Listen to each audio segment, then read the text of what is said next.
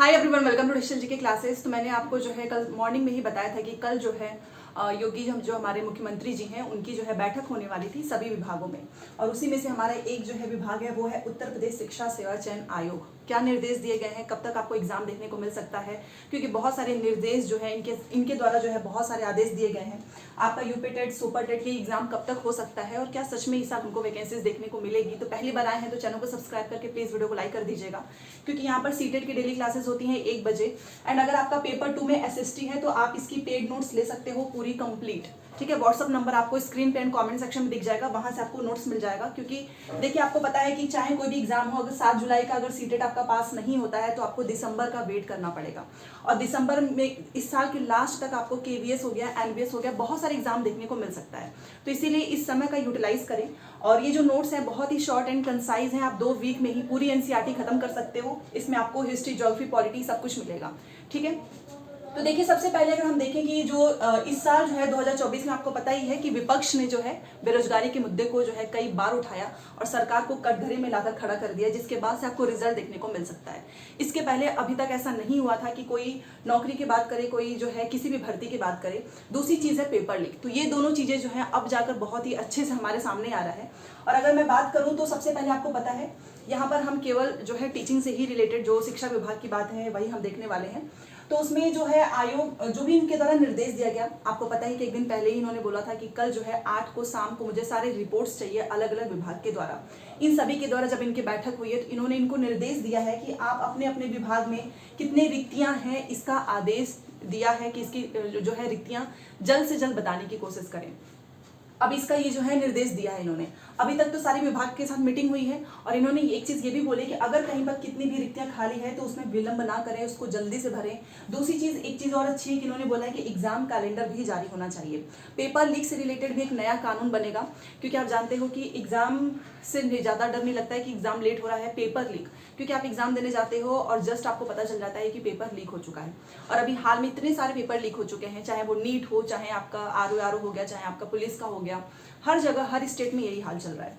तो इन्होंने आदेश दिया है कि जितने भी विभाग हैं उसमें अगर कोई रिक्तियां हैं तो आप उसको जल्द से जल्द भरें, एग्जाम कैलेंडर जारी हो, विलंब बिल्कुल भी ना हो। और इन्होंने एक चीज और बोली है कि पेपर लीक से रिलेटेड जो कानून बनेगा उसके पहले कोई एक एजेंसी अब पेपर नहीं बनाएगी। और आपका पेपर का भी सेट केवल एक नहीं होगा, इसमें 2 या 3 होगा। क्योंकि आपने देखा है जब आप एग्जाम देने जाते हो, सेंटर में जैसे पहुंचते हो, व्हाट्सएप पे पेपर वायरल हो जाता है। तो केवल एक एजेंसी नहीं देखेगी और जो भी पेपर कराएंगे उसमें जो भी डीएम डीओ ये जो है इसके रिस्पॉन्सिबिलिटी होगी। और अगर कुछ भी ऐसी गड़बड़ होती है तो इनकी अकाउंटेबिलिटी, इनकी जवाबदेही इनकी होगी। तो केवल एक पेपर नहीं बनेगा। दूसरी चीज की आपका पेपर कहाँ पे छपने जा रहा है, आपकी मार्कशीट हो गई, सेंटर से रिलेटेड जो भी इंफॉर्मेशन है सब कुछ कॉन्फिडेंशियल होता है। आप जानते हैं कि इसकी सूचना बाहर वैसे भी नहीं आ सकती है। तो ये अलग अलग लोग होंगे, केवल एक कोई नहीं करेगा। क्योंकि कोई एक बस रहता है तो आपको पता है कि मान लो किसी को पेपर भी छपवाना है, एग्जाम सेंटर भी है, आपका मार्कशीट भी है, क्वेश्चन पेपर भी है। अगर ये सारी इंफॉर्मेशन किसी एक इंसान के पास होगी तो थोड़ी सी इसमें ये डाउट हो सकता है कि कुछ ना कुछ इंफॉर्मेशन लीक हो जाए। इसीलिए इन्होंने बोला है कि हर एक चीज के लिए अलग अलग इंसान होगा, मतलब अलग अलग जो है तरीके से इसको कंप्लीट कराएंगे, केवल एक एजेंसी के द्वारा नहीं होगा। तो चलो ये अच्छा है कि कम से कम पेपर लीक से रिलेटेड कानून तो बनना चाहिए भाई। क्योंकि जो नकल माफिया है, जैसे एग्जाम कोई भी भर्ती आती है ये सक्रिय हो जाते हैं, एक्टिव हो जाते हैं, दिमाग लगाने लगते हैं और इनकी गलती की वजह से पेपर लीक होता है और कैंसिल भी कराना पड़ता है। दूसरी चीज, इन्होंने अध्यक्ष नियुक्ति, आपको पता है कि हमारा उत्तर प्रदेश शिक्षा सेवा चयन आयोग अभी सक्रिय नहीं हुआ है, अभी वो एक्टिव नहीं हुआ है, इतना समय हो चुका है और इसके अध्यक्ष भी नियुक्ति नहीं हुई है। तो इन्होंने बोला है कि निर्देश दिया है कि जो नया आयोग बना है उसकी नियुक्ति जल्द से जल्द हो जाए अध्यक्ष पद की, क्योंकि अभी हमारे कार्यवाहक अध्यक्ष बने हैं और जब परमानेंट एक अध्यक्ष बन जाएंगे तभी तो एग्जाम में जो है हमें तेजी देखने को मिलेगी। दूसरी तरफ आज जो है कल जो है एक विज्ञप्ति भी जारी हो गई है, मैं स्क्रीन पर लगा दूंगी। आपको पता है कि उप सचिव, देखिए इस विभाग में ये जो आयोग है किसी एक इंसान से तो चलेगा नहीं, अलग अलग जैसे कि एग्जाम का हो गया, वित्त का हो गया, आईटी हो गया, उसमें भी अलग अलग जो है नियुक्तियां होनी है। तो अभी तक जो है उप सचिव की नियुक्ति नहीं हुई है, ना तो अध्यक्ष की। तो अध्यक्ष की नियुक्ति के आदेश दिया गया है। दूसरा जो है उप सचिव की जो है प्रतिनियुक्ति के लिए विज्ञप्ति जारी हो चुका है। कि मतलब कि उप सचिव के लिए क्या एज कितनी होनी चाहिए, क्या क्या इसमें एलिजिबिलिटी क्वालिफिकेशन जो भी है वो पूरी इनकी विज्ञप्ति जारी हो चुकी है।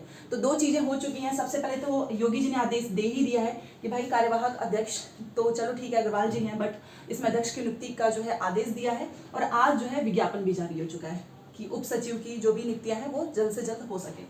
अगर ये दोनों नहीं होंगे, आप जानते हो कि अगर पूरा इनके सदस्यों की नियुक्ति नहीं हो पाएगी, ना ही अध्यक्ष का, तो आपको बहुत डिले देखने को मिल सकता है। तो चलो कम से कम थोड़ा बहुत ही हमको जो है देखने को मिला है इम्पैक्ट, और ये सारी चीज़ें इन्होंने कल बोली हैं। तो कल सिंपली जो उनकी मीटिंग हुई है सारे विभागों से कि आपके यहाँ पे आपके हर विभाग में जो है कितनी नियुक्तियाँ खाली हैं, उसको जल्द से जल्द भरा जाए, विलंब ना हो, एग्जाम कैलेंडर जारी किया जाए। पेपर लीक से रिलेटेड तो कानून आपको पता ही है, उन्होंने बोला ही है, और आयोग की भी उन्होंने बात की है, जहाँ पर जितनी रिक्तियाँ हैं उसको जल्द से जल्द भरा जाए। तो ये सारी चीजें होगी। अब बात करते हैं कि कब तक आपको देखने को मिल सकता है। तो मैंने हमेशा से बोला है कि देखो यूपी टेट कराना कोई बहुत बड़ी बात नहीं है, क्योंकि यूपी टेट से नौकरी नहीं मिलती है, यूपी टेट हो ही जाएगा। बट सुपर टेट तक जाने का रास्ता अभी भी बहुत कठिन है। न्यूज़पेपर में निकलता है 80,000 वैकेंसीज है, इस साल वैकेंसीज जो है भरे जाएंगे, बट आप भी जानते हो सुपर टेट कराना आसान नहीं है, यूपी टेट भले से हो जाए। बट ये भी मान सकते हैं क्योंकि जब से विपक्ष ने जो है बेरोजगारी का मुद्दा उठाया, और आप देख सकते हो रिजल्ट, तो गवर्नमेंट कोशिश करेगी, क्योंकि आगे विधानसभा का चुनाव है, कि वो कहीं ना कहीं जो है भर्ती दें, क्योंकि आप भी जानते हो कि हर एक फैमिली में कोई ना कोई तो होगा ही जिसने डीएलएड किया होगा, बीएड किया होगा। तो इसका इम्पैक्ट आपको देखने को मिल सकता है आगे भी। तो इस तरीके से आपको शिक्षक भर्ती देखने को मिलेगी। यूपी टेट का तो नहीं कह सकते हैं, but yes sorry UP TET का तो होगा ही। सुपर टेट में थोड़ा और वेट करना पड़ेगा, क्योंकि अभी इनका जो आयोग बना नहीं है, अभी इनकी नियुक्तियां होंगी, इसमें 1 से 2 महीने निकल जाएंगे। और आप खुद सोचिए, इस साल ये हमारा जून, उसके बाद आपका जुलाई अगस्त, कितने दिन ही बचेंगे। फिर इसके बाद इनको पेपर कराना है, टीजीटी पीजीटी कराना है, जो ऑलरेडी फॉर्म भरे जा चुके हैं। तो अगर ये चाहें तो सुपर टेट इस साल के लास्ट तक हो सकता है।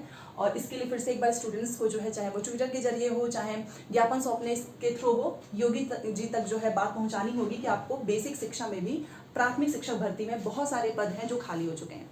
दूसरी चीज़ की एक बार 24 लाख जो है बच्चे कम हो चुके हैं। तो देखो हर साल टीचर्स की भी रिटायरमेंट होती है, और इस बार नामांकन के पे भी जो है कोशिश किया जा रहा है कि छात्र नामांकन बढ़े। तो सुपर टेट भी आपको देखने को मिल सकता है। अच्छा, बीएड वाले ही बीएड वाले जो है वो 6 to 8 ही अप्लाई करेंगे, तो आपको सीटेट का पेपर 2 पे ज़्यादा फोकस करना चाहिए। और जितने भी डीएलएड वाले हैं वो सुपर टेट तो भरेंगे ही, साथ में अगर जूनियर की वैकेंसीज आएंगी तो वहाँ पर भी जाएंगे, अगर उनका पेपर 2 क्लियर है तो बस इससे 2 चीज़ें तो चलो अच्छी निकली है कि एक तो उप सचिव और दूसरे अध्यक्ष, अगर इन दोनों लोगों की नियुक्ति हो जाएगी, फिर आयोग के पास भी कोई बहाना नहीं होगा कि हमारे पास सदस्य नहीं है।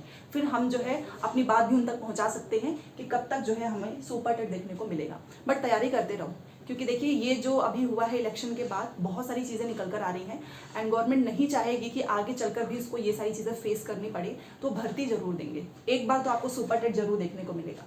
तो चलिए 1 बजे सीटेट की क्लास है। सीटेट एसएसटी पेड नोट्स लेना होगा तो व्हाट्सअप का नंबर मिल जाएगा कमेंट सेक्शन में, आप चेकआउट कर लेना। मिलते हैं नेक्स्ट क्लास में। Thanks for watching.